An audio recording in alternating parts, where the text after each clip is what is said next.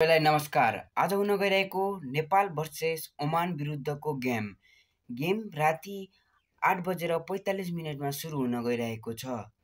त्यसैले सम्पूर्ण नेपालीलाई गेम हेरेर मनोरञ्जन लिन र आफ्नो मुटुको ख्याल गर्न हार्दिक अनुरोध गर्दछु।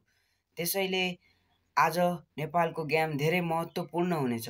आज यदि नेपालले ओमानलाई जितेमा नेपालले ट्रफी घर ल्याउने ठुलो चान्स हुनेछ। नेपालले यदि टस जित्छ भने नेपालले पहिलो ब्याटिङ रोजेर हामीले जति सक्दो त्यति रन हानेर 140 देखि 160 भन्दा माथि एबोभ गराउने छ।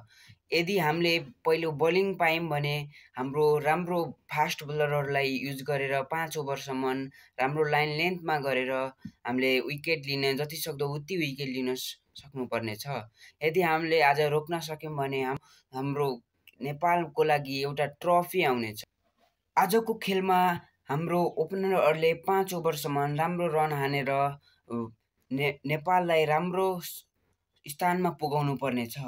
हामीले यदि राम्रो स्थानमा पुग्यौँ भने नेपालले पछि राम्रो रन हान्दा नेपालले गेम पनि जित्न सक्छ।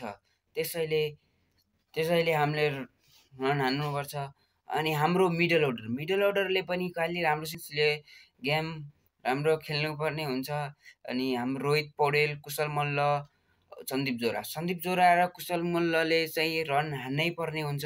किनकि सन्दीप जोरा र कुशल मल्लले एक दिन पनि चलेकै छैनन्। नचलेका हुनाले आज चाहिँ रन हानेर हामीलाई केही आशा दिलाउनु पर्यो। हामीलाई नेपाली फ्यान्सलाई खुसी दिनु पर्यो। यदि हाम्रो भिडियो तपाईँलाई केही राम्रो लागिरहेको छ भने लाइक गरेर, सेयर गरेर, सब्सक्राइब गरेर हामीलाई साथ दिन हुन सक्नुहुन्छ।